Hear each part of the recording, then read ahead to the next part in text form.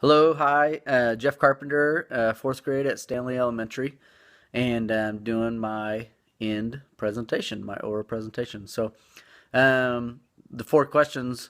Number one was how learning in previous ESOL courses was applied to my practicum. A couple things I could think of for sure was how the second language students learn and what methods we need to make happen so that they can better learn. That was a very helpful course, learning about going to a second language, what that looks like, how these students would learn, the difficulties they have to go through, and how we need to be sensitive to that. The other one was cultural diversity, and I'll talk about that more in a little bit, but just how cultural differences, the home lives are different, education is different, the way we interact with others is different, with authority is different. Those things definitely were in my mind as I was thinking about my practicum and the way I interacted with my students and communicated with them. Number two, how did the communication project how did it address my building and community?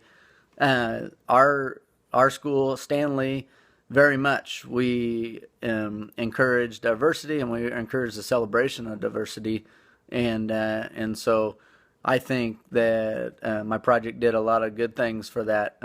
Parents came, were able to be proud of their students and see that the school appreciated, and we're very thankful for the differences. We learned about each other's differences, and we celebrated those things. And we said, look, each of us has something special to share. Everyone has a different story, and it's a good thing, and it's a great thing, and we can learn from each other. And so just being able to grow together, hearing each other's stories. Number three, aspects of the practicum that contributed most to my personal and professional growth. I thought the enhancing ELL achievement assignment and the practicum log were helpful. They helped me to focus on my students, helped me to truly think about how I'm looking to reach them and what I'm doing to reach them.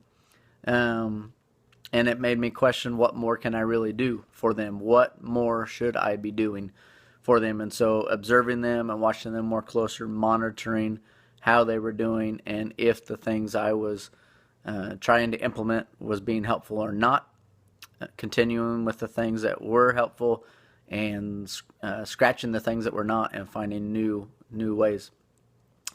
Again, I've already talked about it, the communication project. I thought was great. It was so fun to hear from others, and I think that helped me grow a lot, just to hear from their stories, from their lives, and just appreciate our differences. Finally, number four, areas for further growth or investigation. I need to continue to look for new ways to differentiate for my students and scaffold for them. Better ways to support them. I don't have support in my classroom. It's just me. I'm not able to do some things that other teachers are able to do, but finding things that work for me so that I can continue to monitor, to support, to help them. There's a lot more room for growth for me. I have a lot of room to grow, but I do feel much more prepared for working with ESOL students. I feel much more sensitive to them and to their needs, and I'm going to be much more aware of looking for those things with these students the rest of this year and for my future students. Overall, I think this practicum has been helpful for me. I feel like I've grown, and I also am aware that I have a lot of room to grow, but I feel like I've taken some steps forward. So thank you very much, and I appreciate you leading this class, and it's been beneficial for me. Thank you.